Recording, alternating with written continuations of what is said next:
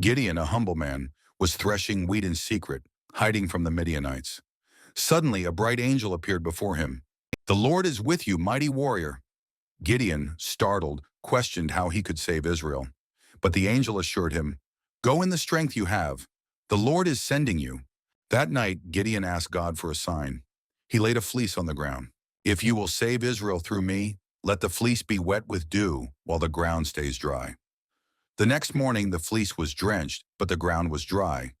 "To be sure," he asked again, but this time the fleece stayed dry while the ground was wet. Gideon gathered 32,000 men, but God said, "You have too many men. If you win, they will think they did it themselves."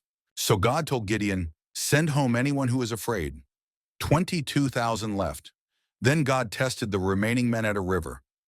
Only those who drank water by cupping their hands were chosen. Just 300 remain. That night, God told Gideon to attack. The 300 men were given torches inside clay jars and trumpets.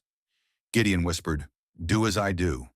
When I break the jars and blow the trumpet, shout, 'For the Lord and for Gideon.'"